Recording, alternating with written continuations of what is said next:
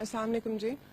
Correct me if I'm wrong, پر آپ نے پہلے تو I'll share my opinion regarding Chinese یا Japanese why they don't intervene in the international politics کر لیں کہ اگر چائنیز انٹروینشن نہیں کرتے ٹو پروموٹ کانفلکٹ تو وہ ہیومینیٹیرین بیسس پہ بھی کوئی کام نہیں کریں گے, لیکن however they will enjoy the spoils of war equally. جو اسپوائلز اور آپ کی جو کنٹری جس ریسیشن میں سے گزرتی ہے وہ اسٹیٹ, اس کے اندر وہ انویسٹ کر کے دے ڈو گیٹ مطلب اس کے اندر سے kicks, they do get the kicks. However, they won't intervene on a humanitarian basis. This is my personal opinion. Obviously, anybody can disagree. The first question is that if you have an open wound and you don't treat it, it's going to get infested and it's going to get affected with the bacteria, right? So if we have an open wound in our society and we don't treat it, then obviously international interventions are going to happen and they're going to, they'll take the advantage of the situation. And you cannot even, I don't know what word میں کیا use کروں, you cannot even condemn them اگر آپ خود اسے treat نہیں کر رہے ہو. ٹھیک, بہتر طریقے سے. پہلی بات تو یہ ہے کہ جیپنیز نے جس وقت ان کی جنگ سے ان کے حالات خراب ہوئے تو انہوں نے ایک بہت بڑا ایگریمنٹ کیا تھا امریکہ کے ساتھ. اس ایگریمنٹ کے اندر ایک چھوٹا سا فقرہ لکھوایا تھا جیپنیز بادشاہ نے, اور وہ فقرہ آج تک امریکہ کے گلے کی ہڈی بنا ہوا ہے. انہوں نے کہا کہ ٹھیک ہے تم ہم کے اوپر آگے حاوی ہو گئے ہو, ہمیں تم نے کہہ دیا ہے کہ جنگ نہیں کرو گے, ہتھیار نہیں بناؤ گے, یہ نہیں کرو گے, لیکن اب ہم بہت بری حالت میں ہیں. لیکن اگر کبھی آج سے کچھ عرصے بعد ہم اس قابل ہو گئے کہ ہم اپنا کوئی مال بنا سکے تو امریکہ ہمارے مال کو انٹری دے گا اپنی زمین کے اندر. اور آپ حیران ہوں گے کہ وہ آخری سینٹنس جو تھا وہ حالت یہ تھی کہ جاپنیز اکانومی شیڈوڈ دی امریکن اکانومی. لیکن بنیادی طور پہ مسئلہ سارا یہ ہے کہ جاپنیز جو ہیں چونکہ ان کے پاس ایٹم بم نہیں ہے, چونکہ وہ ہیجمونک پاور نہیں ہے, اس لیے جاپنیز سے پیسہ لیا جاتا ہے. ہم نے افغانستان میں جنگ لڑنی ہے, پیسہ دو. جگہ ٹیکس لیا جاتا ہے. ہم نے عراق میں جنگ لڑنی ہے, پیسہ دو. ہم نے اقوام متحدہ چلانی ہے, پیسہ دو. اس سے جگہ ٹیکس لیا جاتا ہے. جہاں تک چائنیز اکانومی کا تعلق ہے, چائنیز ابھی ریسنٹلی بلٹ ہوئے ہیں. جس چیز کو آپ انویسٹمنٹ کہتے ہیں نا, فورن انویسٹمنٹ, اس سے زیادہ گندا کانسیپٹ دنیا میں کہیں نہیں ہے. یہ اس لیے ہوتی ہے کہ انگلینڈ میں جیگوار کی فیکٹری میں جو مزدور ہوتا ہے وہ $100 لیتا ہے, لیکن جیگوار کی فیکٹری اگر چائنا میں شفٹ کر دی جائے تو اس $100 کے 20 مزدور مل جاتے ہیں.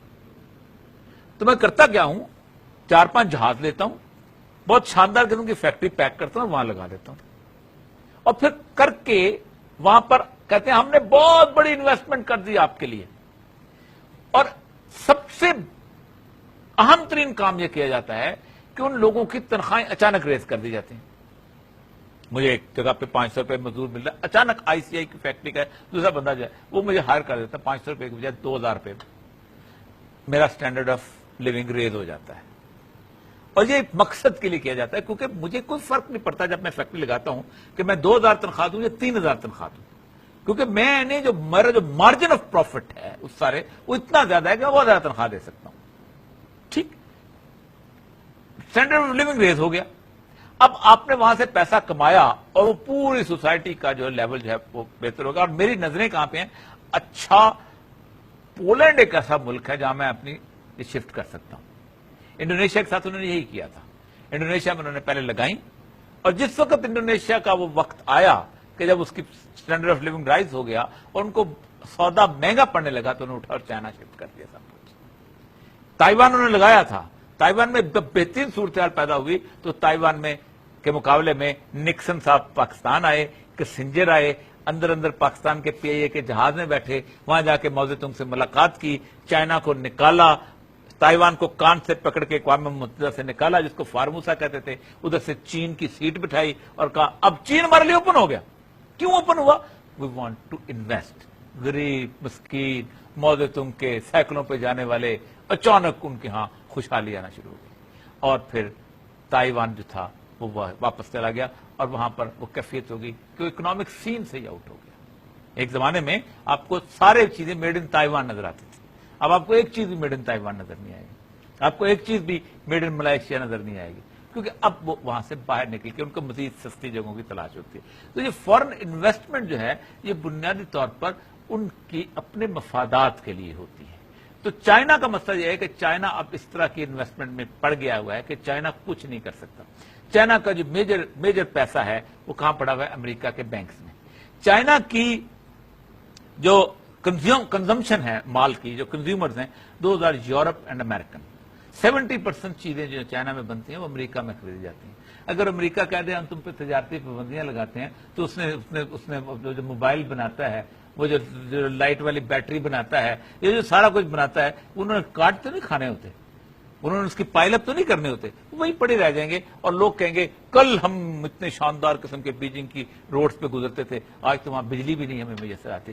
تو ان کو اکنامکلی اس طرح پکا کر لیا گیا ہے کہ چائنا کین ناٹ ڈو. اور میں جب چائنا میں 2008 میں گیا تھا تو انہوں نے کہا تھا ہم 30 ایئرز تک سوچ بھی نہیں سکتے کہ کسی ملک کے ساتھ جنگ بھی کریں. تو یہ اب تصور سوچ دل سے نکال لیں کہ چائنا آپ کے لیے اپنے معاشی مفادات کو قربان کرے گا. اس کو بہترین جگہ مل رہی ہے، اس کو راستہ مل رہا ہے، اس کو وہ انویسٹمنٹ کر رہا ہے اور اس انویسٹمنٹ کا وہ آپ سے خراج وصول کرے گا. چائنیز سے بڑا کاروباری پوری دنیا میں کوئی نہیں ہے.